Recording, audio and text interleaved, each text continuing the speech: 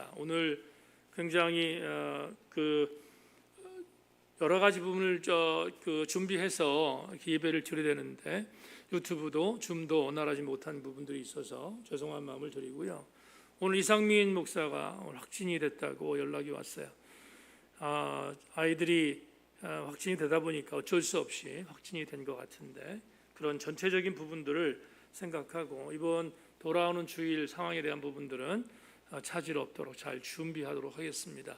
오늘 비대면으로 예배드리지 못하는 그런 교우들에게 다시 한번 죄송한 말씀을 드리고 오늘 예배 나온 우리 교우들에게 말씀의 은혜를 함께 나누도록 하겠습니다.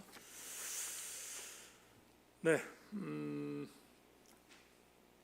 조금 전에 불렀던 창세기 19장에 있는 이 본문의 말씀을 근거해서 조금 전에 찬송 하나를 불렀는데 이 찬송의 1절 가사 내 갈 길 멀고 밤은 깊은데 빛 대신 주 저 본향 집을 향해 가는 길 비추소서 내 가는 길 다 알지 못하나 한 걸음씩 늘 인도하소서. 1절 가사에 내 갈 길 멀고 밤은 깊은데 빛 대신 주 저 본향 집을 향해 가는 길 비추시기를 원합니다. 우리가 가끔 신앙생활을 할 때 내가 밤에 있나? 내가 밤이라고 하는 그런 어떤 길을 걷고 있나? 새벽이 있고 낮이 있고 밤이 있잖아요. 그런데 어떤 경우에는 종종 내가 지금 밤을 걷고 있는 듯한 그러한 어려움이 느껴질 때가 있습니다. 그게 우리들의 신앙의 여정 속에 어쩔 수 없는 일입니다. 그럴 때마다 하나님 앞에 우리가 기도하는 제목들 중에 이런 기도 제목들이 있잖아요. 하나님, 이 밤을 빨리 빠져나와서 새벽을 만나고 아침을 만나게 해주십시오. 이렇게 우리가 기도하고 있습니다. 신앙의 여정 안에 있는 사람들이 매번 좋을 수 없어요. 그래서 밤을 지내고 있는 우리들의 삶을 우리가 경험할 때가 있다는 것을 여러분 솔직히 인정하게 되지요. 신앙적인 언어로 말하면 밤은 긍정적이지 않아요. 밤은 왠지 모르게 아프고 그리고 고통스럽고 그리고 밤이라고 하는 개념 자체는 슬프고 이런 등등의 어떤 이미지가 있는 게 사실입니다. 16세기에 아주 중요한 신비적인 어떤 영성훈련을 했던 아빌라 테레사라고 하는 수녀가 있어요. 그리고 그와 함께 사역을 감당했던 성 요한이라고 하는 신부가 있는데 이 두 사람이 같은 시대에 태어났어요. 물론 아빌라 테레사가 나이가 많긴 하지만 같은 시대에 태어나서 중세 캐톨릭이 굉장히 많이 타락했는데 신비적인 운동을 통해서 그렇게 영적인 부분에 있어서 갱신 운동을 했던 사람들이 두 사람인데 이 사람들이 영혼의 어두운 밤이라는 책에서 밤이라고 하는 개념이 우리한테 왜 오는가, 영적인 밤이 우리한테 왜 오는가 세 가지로 이 책에서 정리하고 있는데 첫째는 죄라는 것과 그리고 뭔가 결함이 있잖아요. 결핍된 게 있단 말이에요. 죄와 결함으로 오는 영적인 어둠이 있다 하는 거예요. 내가 죄를 지면 어두워지잖아요. 그런 것이 첫 번째가 있다면 두 번째는 내가 갖고 있는 욕망을 이기지 못해서 그 욕망 때문에 오는 어두움이 있다 이렇게 말을 하고요. 마지막 세 번째는 우울증과 신체적인 부분에 있어서의 질병 때문에 나에게 어두움이 오는 경우가 있다 이렇게 이 두 사람이 책에서 언급하고 있습니다. 그렇다면 이 세 가지를 지금 말씀을 주셨는데 결국 뭐죠? 밤이라는 것은 가능하면 빨리 벗어나고 싶은 어떠한 시각적인 그리고 공간적인 의미를 갖고 있다 하는 것을 여러분에게 말씀을 드릴 수 있습니다. 오늘 창세기 19장 1절도 뭔가 분위기가 조금 어둡습니다. 볼까요? 1절 보시면 이렇게 나오죠. 저녁 때에 그 두 천사가 소돔에 이르니 마침 롯이 소돔 성문에 앉아 있다가 그들을 보고 일어나 영접하고 땅에 엎드려 절했다. 여기 지금 저녁 때에 이런 말이 나오죠. 저녁 때에. 자, 이 구절 잠시 설명을 좀 하겠습니다. 아브라함이 지금 마므레 상수리 나무 근처에 장막을 짓고 살고 있었어요.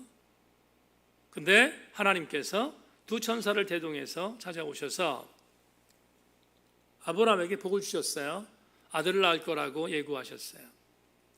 그런데 아브라함이 하나님과 두 천사가 온 것을 보고 18장에서 극진히 대접하잖아요.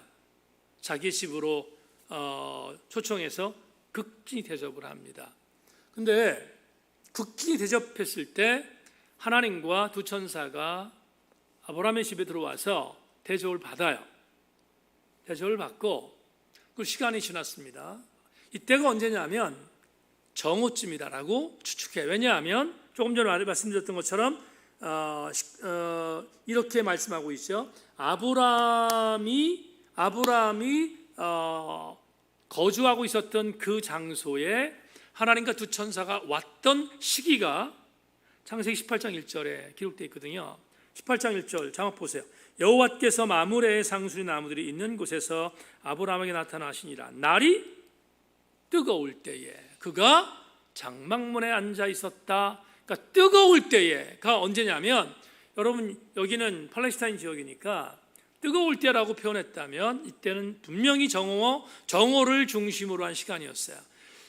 팔레스타인은 정오가 되면 걷지 못할 정도로 뜨겁단 말이에요.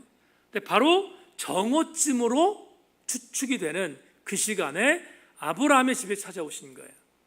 그런데 그 아브라함의 집에 찾아온 하나님과 두 천사가 지극한 대접을 받고 시간을 보냈겠죠.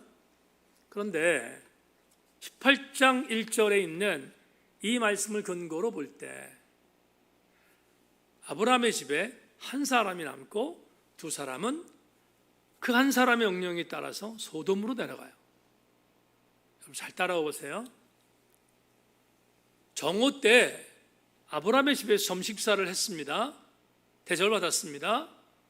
근데 한 사람은 남고 두 사람은 소돔으로 갔다, 이렇게 말을 해요. 남아있는 한 사람이 누군가? 그분이 하나님이셨어요. 하나님은 아브라함의 집에 거하고 하나님께서 두 사람, 천사죠, 두 천사들에게 명령합니다. 뭐라고 명령하냐면 이렇게: 소돔에 가봐라. 소돔에 가서 소돔의 죄악이 어떤지를 보고 와라. 이렇게 명령을 합니다. 그래서 하나님은 아브라함의 집에 머물게 됐고요. 두 명의 천사는 소돔으로 갔습니다. 자, 그런데 여기 주목할 게 있는데, 지금 정오쯤에 식사를 했다고 했습니다. 그러면 1시간 정도 지났다고 칩시다.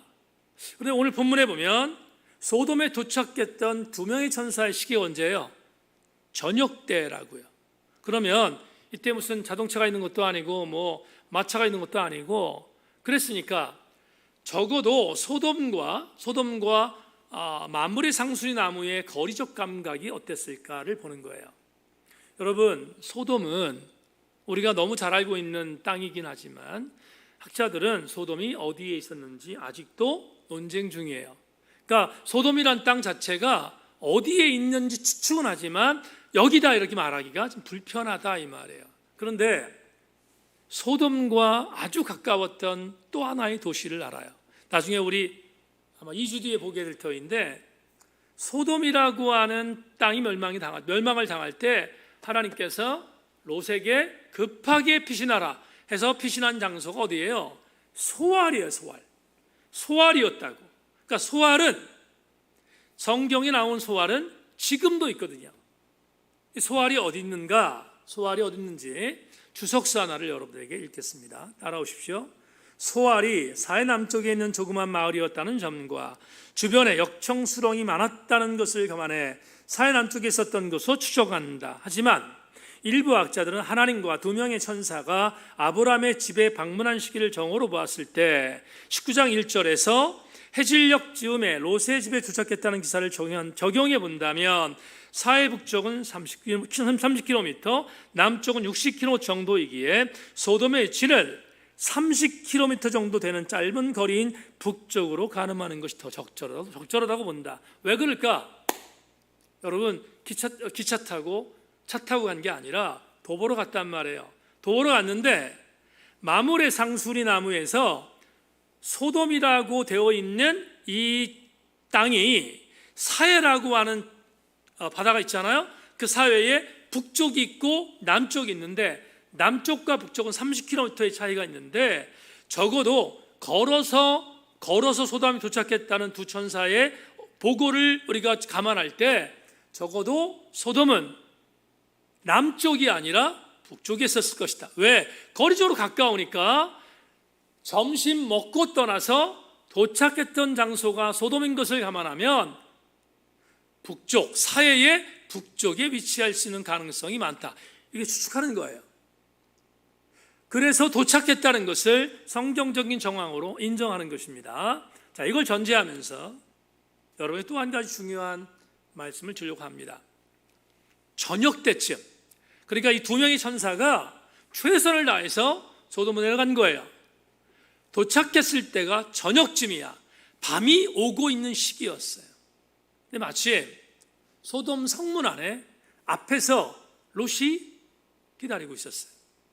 롯은 이 두 명의 천사가 소돔성에 들어온 걸 보며 그에게 급히 갑니다.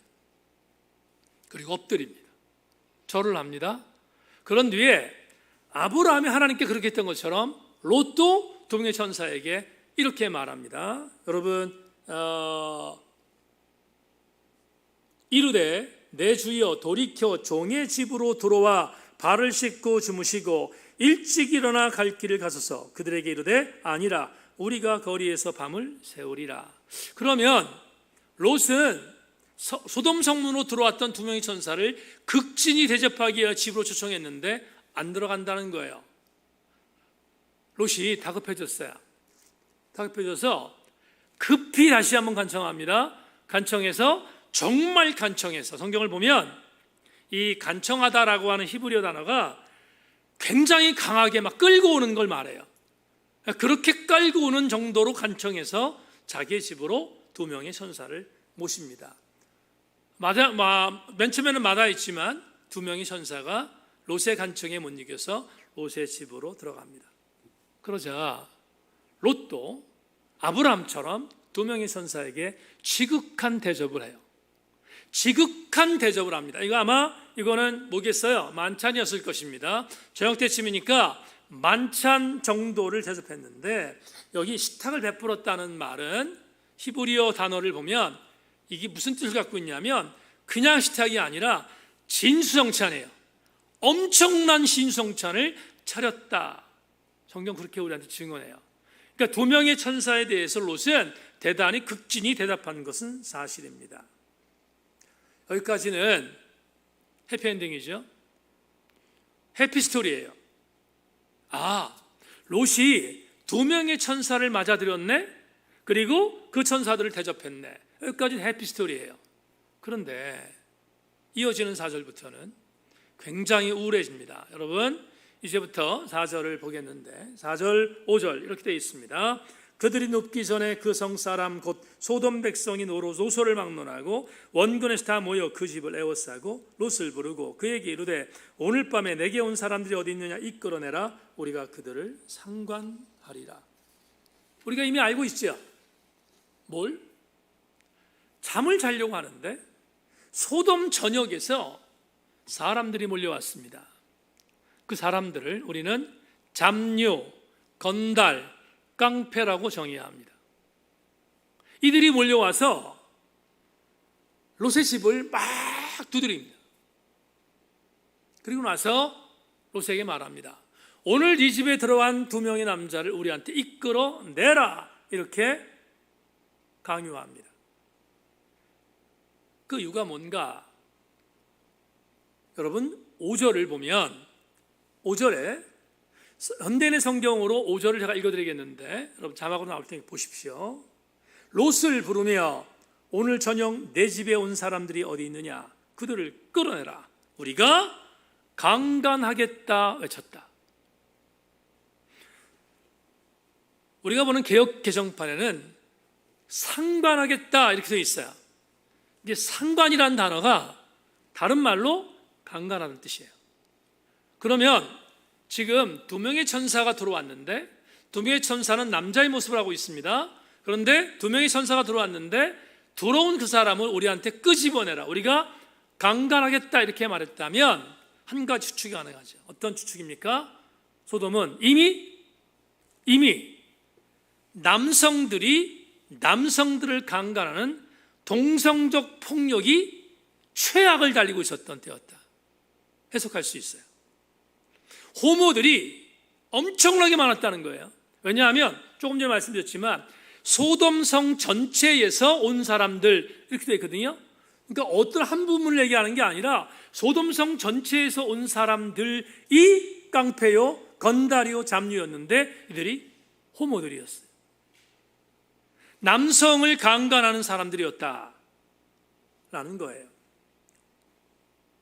롯이 얼마나 두려웠겠어요. 얼마나 기가 막혔겠어요. 우리는 이미 창세기 18장에서 아브라함의 집에서 대접을 받았던 하나님께서 두 명의 천사에게 소돔으로 내려가라 했던 이유를 함께 살펴본 적이 있습니다. 창세기 18장 20절로 21절을 보면 거기 이런 말씀이 있습니다. 여호와께서도 이르시되 소돔과 고모라에 대한 부르짖음이 크고 그 죄악이 심히 무거우니 내가 이제 내려가서 그 모두 행한 것과 과연 내게 들린 부르짖음과 같은지 그렇지 않은지 내가 보고 알려 하노라. 그러니까 두 명의 천사를 보낸 것은 들리는 소문에 의하면 소돔이 극악한 범죄의 소굴이었다는 것으로 들리는데 두 명의 천사가 내려가서 확인하라는 거죠. 그러니까 오늘 본문을 보면 본문은 하나님의 명령을 확인한 꼴이 된 거예요. 이해하셨죠? 확인한 꼴이 된 거예요.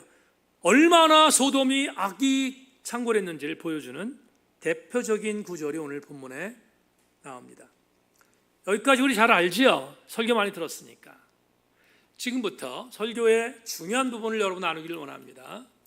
여러분들은 한 번도 들어보지 못했던 이야기를 지금 나눌 테니까 조금만 더 집중하기를 소망합니다. 오늘 유튜브하고 줌으로 되지 못하는 대단히 유감스러운 부분이 있는데 오늘 이 부분은 여러분들이 그동안 듣지 못했던 이야기를 아마 듣게 될 것입니다. 좀 더 집중하겠습니다. 깡패들이 와서 두 명의 천사를 내놓으라고 막 압박합니다. 그러자 롯이 너무 기가 막혔습니다. 기가 막혀서 문을 닫습니다. 잠가버립니다. 그들이 들어오지 못하도록. 그런데 이 깡패들이 그냥 있을 리 있겠습니까? 악이 최고로 극점에 다른 사람들인데 더 이상은 문 가지고는 안 되는 거예요. 그래서 롯이 타협안을 제시합니다. 이 타협안이 대단히 유감스러운 건데요, 여러분 한 번도 들어보지 못했던 것입니다. 여러분 잘 들어보십시오. 6절과 8절에 있는 본문 말씀을 여러분 읽겠습니다. 따라오십시오. 롯이 문 밖에 무리에게로 나가서 뒤로 문을 닫고 이르되 청하노니 내 형제들아 이런 악을 행하지 말라. 내가 남자를 가까이 하지 아니한 두 딸이 있노라. 청하건대 내가 그들에게 너희에게로 이끌어내리니 너희 눈에 좋을 대로 그들에게 행하고 이 사람들은 내 집에 들어왔은즉 이 사람들에게는 아무 일도 저지르지 말라. 롯이 제시한 협상 카드가 뭐죠? 이걸 제시했습니다. 두 가지인데요. 첫째, 내가 딸이 두 명이 있는데 이 딸들은 남자들을 가까이 해본 적이 없어. 그러니까 이 두 딸을 너희한테 내어줄 테니까 너희들 마음대로 해. 이걸 전제하면서 두 번째, 그러나 내 집에 들어온 이 사람들은 건드리면 안 돼. 이게 타협안이에요. 이게 타협안이라고. 자, 그런데 설교 준비하다가 저는 이 구절 너무 잘 알기 때문에 이미 알고 있었지만 여러분들은 아마 처음 들을 수 있는 가능성이 있어서 오늘 말씀을 드리려고 하는데요. 돌아가신 하영재 목사님이 창세기 강의에서 이렇게 해석했는데, 이렇게 해석한 이유는 조영기 목사님 굉장히 보수적인 목사님이고요. 그리고 롯이라고 하는 사람이 다쳐서는 안 돼. 왠지 롯을 보호해야 되겠다는 생각이 하용조 목사님도 굉장히 강했어요. 그래서 하용조 목사님은 롯을 포기하지 않는 모습으로 이 본문을 해석했는데, 그 해석을 들어보세요. 하용조 목사님의 강의 설교에 나오는 건데요. 여기에 나타난 롯의 행동은 필사적이었습니다. 심지어 자기 딸을 포기해도 자기 집에 찾아오신 이 하나님의 선사들은 내줄 수 없었습니다. 이것이 하나님을 만난 사람들입니다. 하나님을 만난 사람은 어떤 대가를 치르고서라도 그 신앙을 포기하지 않으려고 합니다. 엄청나게 은혜로운 말씀이잖아요. 롯 끝까지 보호해야 되겠다는 거예요. 뿐만 아니라 롯은 의인이야. 왜?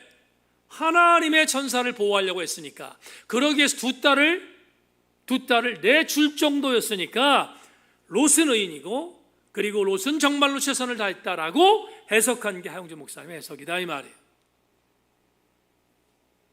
여러분, 은혜가 됩니까? 어떻습니까? 딸 갖고 계신 분들 은혜가 돼요? 한 사람만 더 해석해 보겠습니다. 이 사람 굉장히 유명한 구약학자인데 고든 웨남이라고 하는 신학자가 비슷하게 했는데요. 한번 들어보십시오. 롯이 그의 손님들을 보호하는데 얼마나 헌신적인지를 강조하는 역할을 했다. 그들의 안녕을 자기의 딸들의 안녕보다 더 중요시 여기는 것은 의문스러운 일일 수 있지만, 단지 그가 얼마나 헌신적으로 손님을 대접한 주인의 모습을 갖추었는지를 보여주는 것만으로 분명하다. 그러면 고든 웨남도 분명히 롯을 높이 평가한 거예요.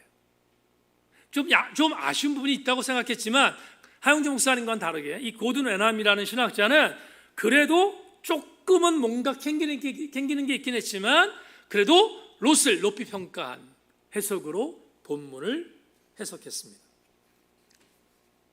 여러분, 지금 고든 웨남이라고 하는 신학자의 해석과 또한 하용조 목사의 해석을 들었습니다.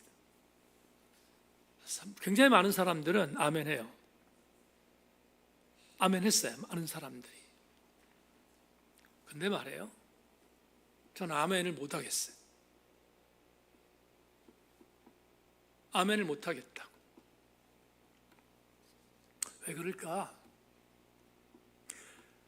제 마음에 든 송병헌 교수님의 해석을 대신 말하겠습니다. 여러분, 자막 보십시오.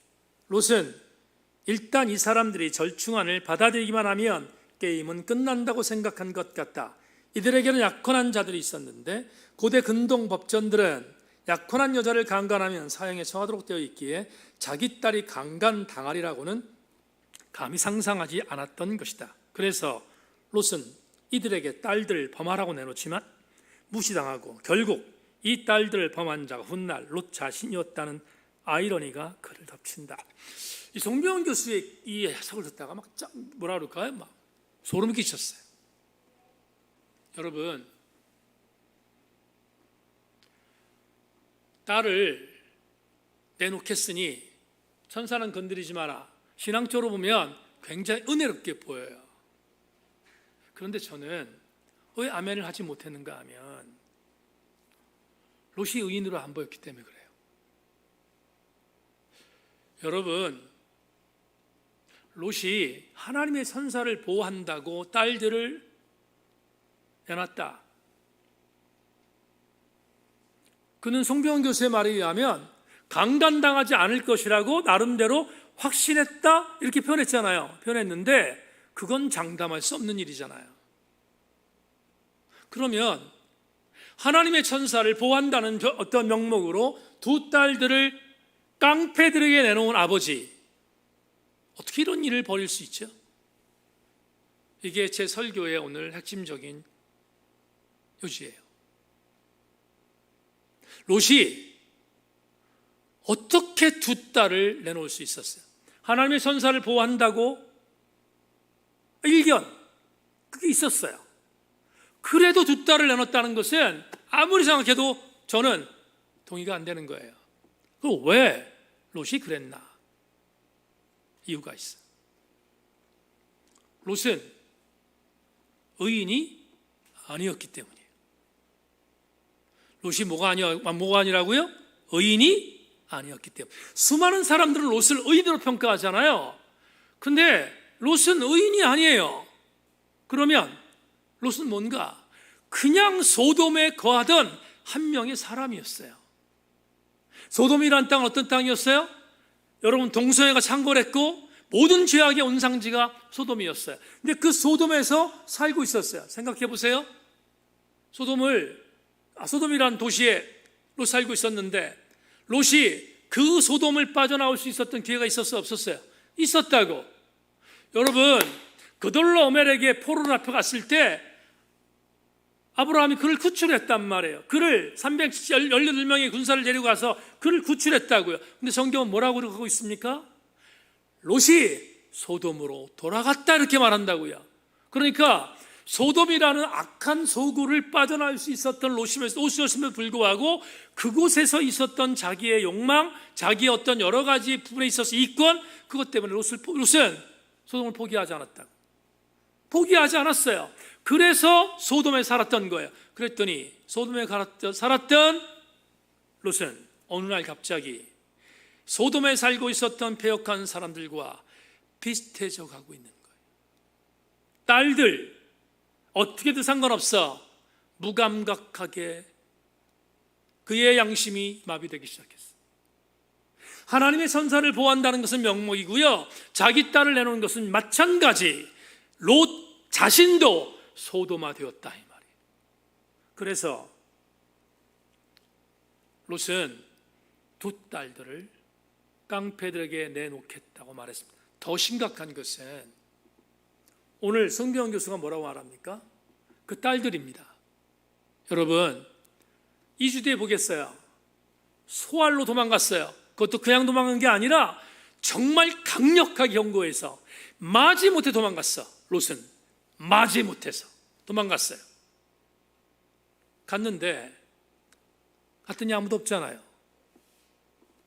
롯의 두 딸들은 자기의 후손을 남기기 위하여 아버지에게 술을 먹이고 아버지와 동침하여 아들들을 낳았어요. 큰딸과 두 딸이 낳은 아들의 이름을 에돔과 모압이라고 하잖아. 그러면 여러분, 이런 생각이 들지 않아요? 소돔과 고모라에서 살고 있었던 두 딸, 소돔에 살고 있었던 롯, 비윤리적이고 비상식적인 일들을 자행할 수 있었던 이유는 뭐겠어요? 소돔에서 살았었기 때문이다. 그래서 송병 교수가 뭐라고 말합니까? 여러분, 이렇게 말합니다. 롯은 이들에게 딸을 범하라고 내놓지만 무시당한 뒤에 결국 이 딸을 범한 자가 훗날 누구예요? 롯 자신이잖아. 이해하셨죠? 어떻게 롯이 의인이에요? 롯은 의인일 수 없어요. 우리는 죄에 대하여 정말 경계될 게 뭐냐? 죄는 다섯 가지 단계를 거쳐요. 죄는 첫 번째, 죄는 굉장히 빨라요. 죄의 기민성. 두 번째, 죄는 대담해요. 죄는 한 번의 죄로 끝나는 게 아니라 또 다른 죄를 만들어요. 대담성. 셋째, 죄는 분명히 어떠한 결과를 만들어. 죄의 결실성. 네 번째, 죄는 그냥 끝나지 않아 확산됩니다. 확산되고 있는 내용, 죄의 확산성. 다섯 번째, 죄는 확산된 뒤에 그 죄를 진 사람이 둔감해져요. 마지막 여섯 번째, 죄는 반드시 후유증을 남겨요. 여러분, 저 여섯 가지가 누구를 통해서 보이는 거지요? 다윗을 통해서 보입니다. 다윗이 밧세바를 간음했을 때 이 여섯 가지 단계를 여러분 거치잖아요. 특별히 제가 다섯 번째 죄의 둔감성에 대한 한 구절을 소개하겠습니다. 사무엘하 11장 26절 27절. 우리아의 아내 그 남편의 우리아가 죽었음을 듣고 그 남편을 위하여 소리내우니라. 그 장례를 마치고 다윗이 사람을 보내 그를 왕궁으로 데려오니 그가 그의 아내가 되어 그에게 아들을 낳으니라. 다윗이 행한 그 일이 여호와 보시기에 악하였더라. 생각해 보세요. 둘이 짜서 자기 남편 우리아가 죽었어. 그런데 우리아가 죽었더니 밧세바가 통곡하고 울어요. 이게 말이 돼요? 자기가 죽여놓은 남편이 죽자 울어. 여러분, 같은 공범의 범죄를 범했던 다윗은 우리아가 죽자 울고 있는 그 여인을 자기 아내로 데려왔어요. 뭐예요? 죄의 둔감성이죠. 소돔에 거했던 롯, 그의 딸들, 본인들은 나름대로 구별된 삶을 살았다고 말할지 모르지만 결과론적으로 보면 이 롯과 롯의 딸들 역시 죄의 둔감 속에서 빠져 소돔화되었던 장본인들이었다는 사실을 우리는 인정하실 수 없는 거예요. 그렇다면 이상의 설교를 통해서 여러분과 함께 오늘 내 말을 받고 설교를 맺겠습니다. 자막 한번 보겠습니다. 오늘 이 70번째, 오늘 공교롭 70번째 창세기 강해인데 창세기 70번째 강해의 레마가 이것입니다. 영적인 흑암에서 동거하지 말아야 한다는 거예요. 영적인 흑암에서 절대로 거하지 말라. 오늘 우리에게 주신 은혜입니다. 여러분 다시 한번 강조하는데 그동안 롯이 의인이었어 생각했던 부분이 있으면 접어야 합니다. 롯은 의인이 아니에요. 또 한 가지, 그런데 목사님 롯이 구원받았잖아요. 불이 타서 완전히 없어졌던 소돔과 고모라고 하는 것에서 유일하게 구원받은 사람이 롯이잖아요. 그러니까 롯이 의인일 수 있지 않습니까? 그럼 제가 이렇게 말해요. 어떻게? 여러분 롯이 구원받은 것은 롯이 잘해서 구원받은 게 아니에요. 하나님이 은혜로 구원 주신 거지. 하나님은 은혜로 주신 거예요. 구원을 부끄러운 것 받은 거예요. 롯은. 이 주제에 살피겠습니다. 그런 면에서 우리는 절대로 흑암에서 동거하지 말아라. 이 말을 좀 쉬운 말로 말하겠습니다. 어둠에 오래 거하지 말라라고 하는 것을 오늘 본문을 통하여 우리가 알게 되는 영적인 도전입니다. 여러분, 내가 영원의 어두운 밤에서 오래 거하면 나도 모르게 그렇게 된다는 거예요. 요한복음 1장 5절에서 이런 말씀을 주님이 하십니다. 빛이 어둠에 비치되 어둠이 뭐하지 못하더라? 깨닫지 못하더라. 여러분, 어둠은 빛을 이길 수 없어요. 그래서 영적인 어두움에 동거하지 않으려면 우리 한 가지를 하면 돼요. 그것도 성경적인 요절로 여러분들에게 말씀드리겠습니다.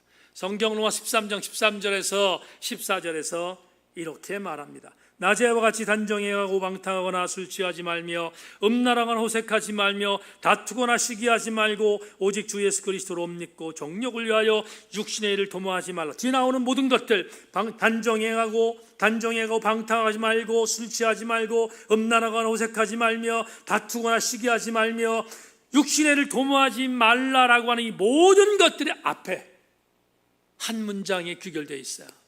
그러려면 낮에와 같이 단정히 행하라. 여러분, 밤에 있으면 우린 무너져요.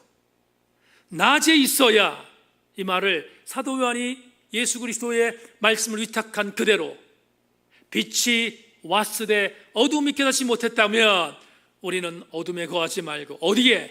빛에 거하야 하는, 그게 오늘 우리에게 주신 말씀입니다. 말씀 맺겠습니다. 오늘 공교롭게 오늘 소돔에 대한 심판의 메시지잖아요. 롯에 대한 것도 물론이지만, 그러니까 오늘 이렇게 마무리하겠습니다. 여러분, 시대가 얼마나 악한지 얼마 전에 서울광장에서 큐어 축제가 있었습니다. 동성애 축제라고 하죠. 동성애가 사회적인 약자인데 그 약자들이 자기들의 어떤 아픔들을 드러내놓고 축제를 벌이는 큐어 축제가 있었습니다. 그러면 그런 큐어 축제에 대한 부분에 있어서 저 같은 목사가 이렇게 말합니다. 저건 아니다. 저건 정말 잘못된 거야. 동성애는 죄야. 이렇게 말하면 저보러 많은 사람들이 어떻게 얘기하냐면 이렇게 얘기합니다. 무식한 목사, 아주 꼴통 보수의 목사, 이렇게 공격합니다. 저도 그런 공격을 많이 당했습니다. 그런데 여러분에게 이렇게 말합니다. 죄 중에서 마지막 심판을 불러올 만한 가장 죄악의 절정이 동성애. 우리나라를 바라보면서, 전 세계를 바라보면서 그림자가 오고 있어요. 어떤 그림자? 주께서 심판하실 그날의 그림자가 가까이 오고 있다. 오늘 대면에 나오신 사랑하는 여러분, 가슴에 새기세요. 어떻게? 어두움에 함께 동거하는 내 삶이 아니라 빛에 거하는 하나님의 사람이 되겠다는 결단, 그게 오늘 이 저녁 저와 여러분 모두에게 있기를 주의 이름으로 축원합니다. 오늘 다른 건 몰라도 밤에 머물지 마십시오. 어두움에 머물지 마십시오. 오늘 설교 제목이 이렇게 정했습니다. 어두움이 깊었던 소돔이었다고, 밤이 깊었던 소돔이었다고. 소돔의 멸망의 원인은 밤이었습니다. 죄였습니다. 우리 새인교회 성도들 모두는 낮에와 같이 단정히 행하는 자들과 함께 습관을 같이 하고 그들과 함께 하나님의 은혜를 사모하는 백성들 되어져서 밤을 척결하는, 어둠을 물리치는 우리 모든 성도들 되기를 주의 이름으로 축원합니다. 하나님 감사합니다. 오늘 수요 저녁 예배에 주의 말씀 받았습니다. 존귀하신 주님, 소돔의 죄악이 이 땅에도 드리워지고 있습니다. 아버지 하나님, 이 땅을 긍휼히 여겨주시고 우리 그리스도인들이 이 엄청난 죄악의 물결 속에서 영적인 보로 역할을 감당하는 아름다운 성결인들 되게 하여 주시옵소서. 아버지 하나님, 기도합니다. 소망합니다. 하나님, 우리 교회가 마지막 때 수많은 죽어가는 백성들을 소알로 이동시키는, 구원시키는 아름다운 방주가 되게 하여 주시옵소서. 하나님의 선한 은혜를 기대합니다. 주님, 코로나로 고통당하는 사랑하는 우리의 지인들, 지체들, 우리의 사랑하는 형제자매들이 있습니다. 주님 만져주셔서 저들 모두가 빠른 속도로 회복되게 하시고 건강하게 회복되게 하여 주시옵소서. 박연홍 원사님 수술하지 않고 재활하여 약물로 치료할 수 있다는 이야기를 들었습니다. 감사하지 않을 수 없습니다. 기도 응답하신 주여, 더 빠른 속도로 박 권사님 회복되게 하여 주셔서 우리 모두의 기쁨 되게 하여 주시옵소서. 심재희 권사님, 하나님 감사하여 예물 올렸습니다. 이 감사 예물 안에는 하나님 신권사님이 정말 간절한 마음으로 담고 있는 이모저모의 모든 기도 제목이 담겨 있습니다. 아실 줄로 믿고 사랑하는 권사님의 기도의 제목이 응답되게 하여 주시옵소서. 하나님의 놀라우신 은혜를 기대하며 감사드리옵고 우리 주 예수 그리스도의 이름으로 기도 올리옵나이다. 아멘. 하늘에 계신 우리 아버지여, 이름이 거룩히 여김을 받으시오며 나라 임하옵시며 뜻이 하늘에서 이룬 것 같이 땅에서도 이루어지이다. 오늘날 우리에게 일용할 양식을 주옵시고 우리가 우리에게 죄 지은 자를 사하여 준 것 같이 우리 죄를 사하여 주옵시고 우리를 시험에 들게 하지 마옵시고 다만 악에서 구하옵소서. 대개 나라와 권세와 영광이 아버지께 영원히 있사옵나이다. 아멘 아멘.